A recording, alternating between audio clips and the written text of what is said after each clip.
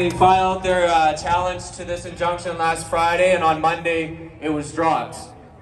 Because as we know, the government doesn't like to be challenged in court over any of their actions because they know that none of it will stand up. So what the injunction was, because I feel like sometimes I talk to people who didn't understand it, it was to enforce existing bylaws and make them arrestable offenses. Okay, they weren't creating new laws; they were just making existing ones arrestable. So if they said you were playing your music too loud in a park, they could arrest you for it. If you're honking your horn for a non-traffic reason, you could get arrested. So that's removed, but those bylaws are still there, and we've generally just have gone away with it, and we will continue to, I assume. But I just wanted to let you know they're still there, and right now I think that it makes most sense for us to continue walking on the sidewalk, and from the conversations I've had with people, we get a lot of visibility when we walk on the sidewalk. We go against the traffic, so we get all those vehicles seeing us. When we close down the road, we actually have less people seeing us, and we also have smaller numbers right now. We're just down to a few hundred. You know, when we grow again up to 10, 20,000, they'll have no choice but to close the roads. I just want to get everyone's buy-in on this, you know, because I'm not in the position to decide everything for everybody, but if you're okay with that, it also gives us the freedom to change our route every week and go in new directions, and we don't have to talk to the police and give them our plans, because when we were closing the roads, we would send them our route in advance, because they do need to have enough officers to close off intersections for us. And what we saw back in March on 17th Avenue, this isn't just my opinion or based on any kind of insider information.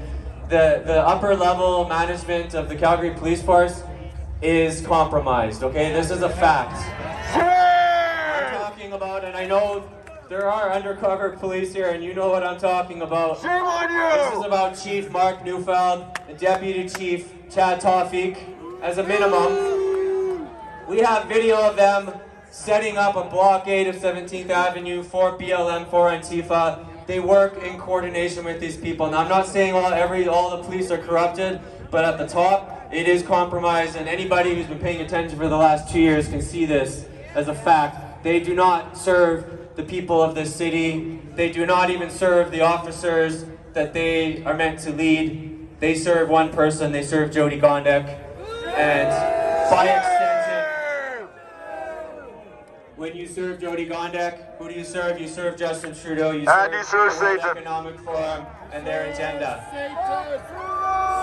Do your job! So I think it's in our interest to not tell them what our plans are every week and not know where we're going, because next thing you know, we're going to have these Pantifa out there causing problems. And our battle is not with those people, and we're also not in a territorial battle. I don't care if we're back at Central Memorial. We don't need to go there. This place, are you guys comfortable here right now? Yeah! This isn't about where we are. It's just always been, for me, these rallies have always been about coming together with your community, knowing you're not alone, raising the vibration, going for a walk, being seen. We're here to gain support as well. I just want to remind everyone, we're here to get the support of the public. We're not out there to antagonize or annoy people, okay? So it's very important that we're conscious of the image as well that we present when we go out there on the road today. So, that being said, if there are no objections, the proposal for today's walk is that we go down McLeod Trail all the way to 17th Avenue, and we walk down the east section of 17th Ave to 4th Street, which is actually the last remaining section of the Freedom Mile that we have not yet walked.